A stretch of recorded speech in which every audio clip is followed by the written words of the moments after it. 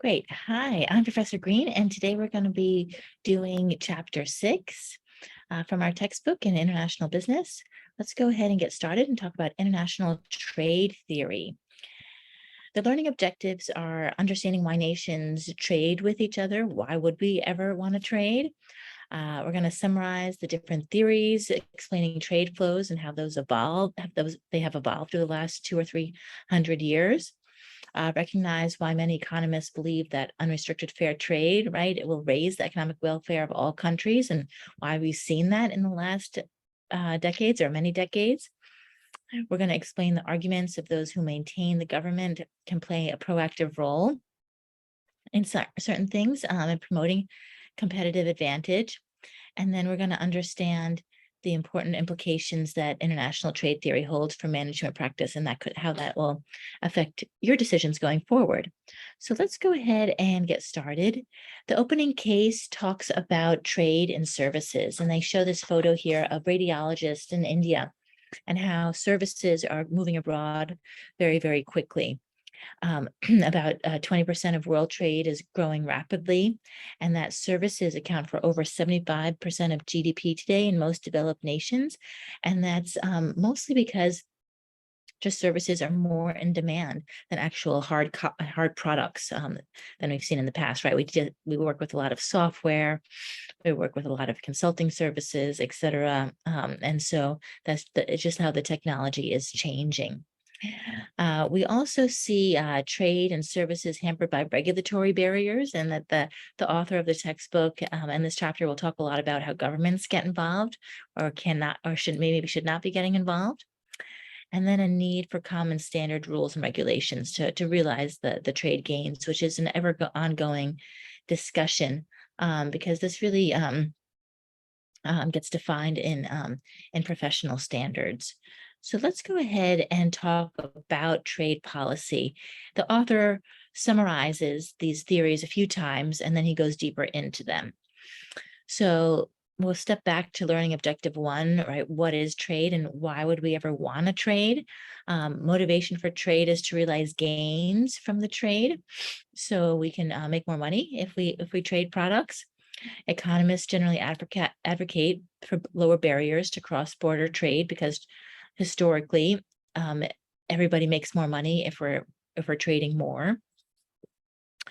But as I said, the author speaks a lot to this recent shift in trade policy away from free trade and toward what's called managed trade, where the government gets more involved.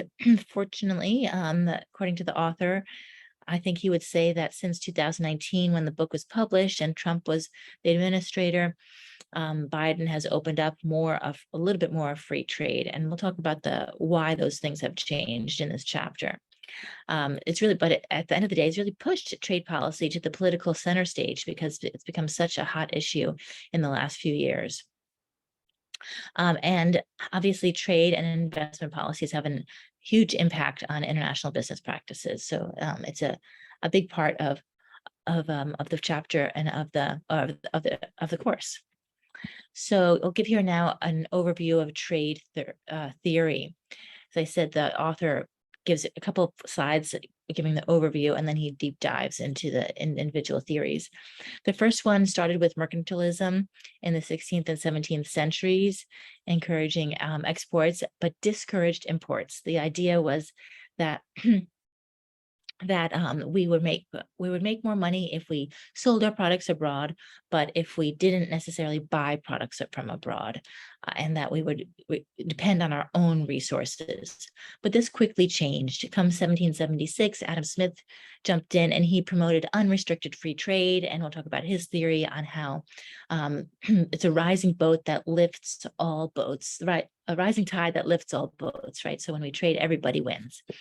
And then in the 19th century, David Ricardo, he built on Smith's ideas, and he advocated what we'll talk about as comparative advantage. So he's one of the, he's the second big name when we talk about trade theory. And I'll explain in a minute what comparative advantage is. We also have Eli Heckscher and Bertlin Olin, really important names when you talk about trade theory. They then refined Ricardo's work in the 20th century, and those things are still continued to be refined.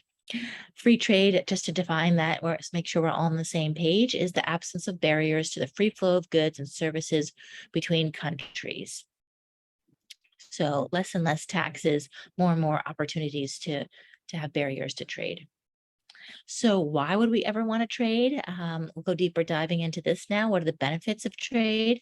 First is to specialize in manufacture and exports of products that can be produced most efficiently in that country. So you get a product from abroad that they can produce faster, as we're seeing with the radiologists, and easier. The radiologists in India, they can get paid less. They're equally educated as the radiologists here in the United States.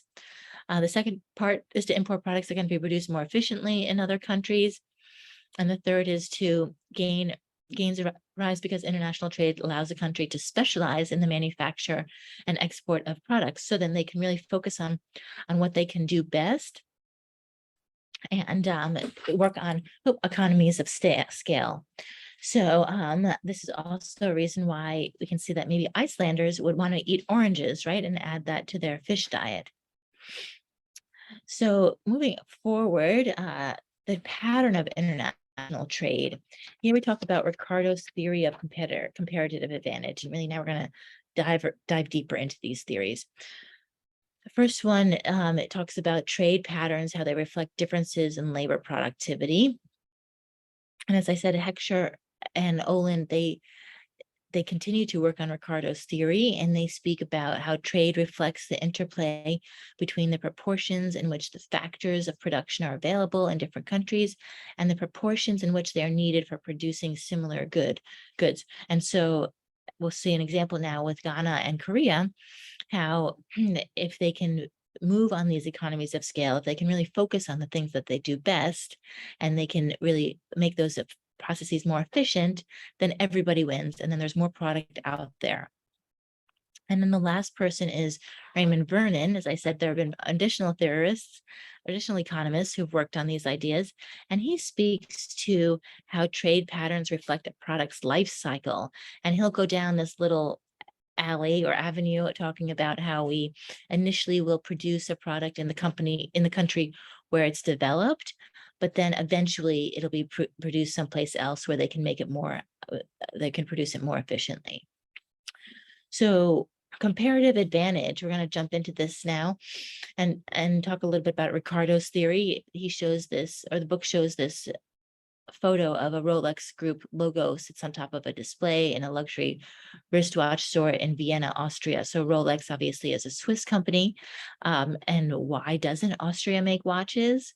Well, we'll learn more about that and better understand why certain countries are just very good at making certain things.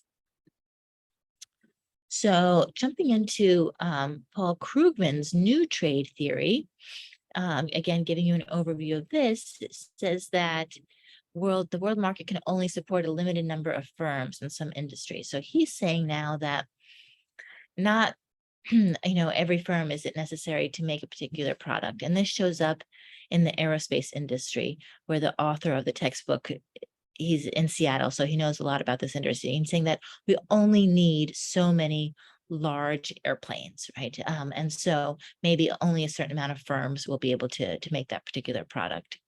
And Paul Krugman also says that trade will skew toward countries that have firms that are able to capture this first mover advantage. So hopefully that sounds familiar from your strategy course. The first mover advantage is the first organization that makes the product. They have an advantage in that they have brand recognition, they have maybe more efficiencies, and that they will be the organization from which people buy from the most at the beginning. And then we can't talk about trade theory without mentioning Michael Porter. And he comes in with his theory of national competitive advantage. This is saying that the country factors explain a nation's dominance in the production and export of certain products. And so he's saying that there's also a factor when we talk about trade about a country being very good at making something because the people within that country are demanding that product, and that there's maybe rivalry around them. And so they are pushed to make a better product. And I, he doesn't mention this, but I would definitely speak to the Swiss when this comes to that, in that, the Swiss are very good at detailed things. So they were very good at watchmaking at one point. Well, they are still, but they do a lot of that. A lot of that is done abroad now, but they are still very good at very precise things. And so they make a lot of machinery. And so for the domestic demand was that because Switzerland was just such a small country surrounded by mountains, they had to be very precise in many, many different things. And so there have been many theories as to why Switzerland has developed in this area of precision, and many of the theories point to the idea that they had to really rely on themselves for hundreds of years because they have nobody else, because they were kind of secluded by the mountains. So before I go rabbit hole down that, let's get back and just kind of summarize this overview of trade theory. That as I said, mercantilism makes a case for government involvement in promoting exports and limiting imports. And you'll see the author says that maybe Trump is jumping back into mercantilism, but it's a very old theory. And that since then, Smith, Ricardo, and Heckscher Olin have promoted unrestricted free trade. And then new trade theory by Paul Krugman and Michael Porter justified limited and selective government intervention to support the development of certain export-oriented industries. So they're saying now they're kind of, I don't want to say seesawing, but kind of, moving forward, but also taking maybe two steps in reflection of the older theories, saying that, the government can be involved and kind of help direct which products and which industries might be more relevant to a particular country. So now we're really going to deep dive into these ideas. What is mercantilism? As I said, it came up in the mid-16th century. It's in a country's best interest to maintain a trade surplus, to export how much more that it imports, and to rely on the things that they make inside their country for consumption.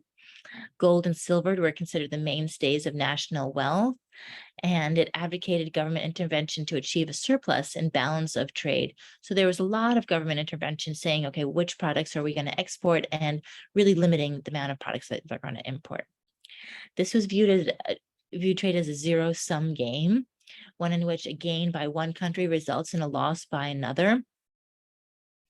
And it seems like kind of illogical now, right? That's not the current situation, but at the same time, people say that sometimes China has a policy like this. They don't like to import a lot of things, and that they're keeping their currency value low, supposedly, in order to sell more goods to developed nations, and they're playing with their currency to do that. And so that's what Trump has been saying in recent years. And yeah, and the book, it does have a case study, a little area saying that that's not necessarily the case. But as we know, also with China, I feel like we don't know a lot about what the Chinese are really doing with their strategy many times. So I'm not saying that they are or they aren't, but it's definitely something to look at. The good thing is that the rest of the world, for the most part, has moved forward and saying that trade is not a zero-sum game. It's a positive sum game. And that's what the next slide is about, absolute advantage. This is with Smith and Ricardo. A country has absolute advantage in producing a product when it is more efficient than any other country in producing it. And this is what he came up about in 1776, right? So the beginning of the United States, they saw very quickly that countries differ in their ability to produce goods efficiently, right? For us now, it makes total sense, right? Radiologists in India for lower wage, etc. The Swiss making precision instruments. Trade is not a zero-sum game. Countries should specialize in production of goods that they have an absolute advantage in, and then trade these goods for goods produced by other countries. Seems very logical to me, at least. And so let's talk a little bit about the theory of absolute advantage. And this is an example with Ghana and Korea, and there are two products that they could potentially make, cocoa and rice. And this is saying first that the productions of goods, right, is a combination of land, labor, and capital. And that let's say that Ghana and Korea both have the same amount of resources. They have the same amount of land, labor, and capital. So they're kind of on the even playing field. So this line here with the GG, this is how much cocoa and how much rice Ghana could make with that amount of, let's say, 200 widgets of 200 resources of combination of land, labor, and capital. That's what Ghana could do. Korea, on the other hand, could make this much cocoa, and then if they made less cocoa, then they could make more rice, and this is their line here. So they have a different combination of rice and cocoa. The next slide here tells us that initially production and consumption without trade, right, only yields a total production of 12.5 widgets compared to, or tons, I should say. We're doing tons because we're doing the cocoa and rice, 12.5 tons, and they could make 15 tons of rice. But oops, I went too fast here. But if they decided to specialize and that they decided to trade, and that one country decided to make more rice and the other country decided to make more cocoa, they became more efficient. Then at the end of the day, the total production could increase. So this is saying that Ghana would make only cocoa and Korea would make only rice. And they would, as I said, become more efficient. And then between these two countries, we're making both products, more of them. And so now we're saying that Ghana has an absolute advantage of cocoa and Korea has an absolute advantage of rice. Let's hop into the next slide. And so, as you can see from here, that it is a positive sum game. They produce net gains for everybody. And so as we can move forward here, the consumption of, after Ghana now trades the 6 tons of cocoa for 6 tons of rice, that people are winning, and that there's an increase in consumption as a result of specialization and trade. And so hopefully this is a nice first step when we talk about international trade and why it is important to trade. But as I said, when we started this chapter, right, there's a line in the book that I really like, right, that it's a rising tide that lifts all boats.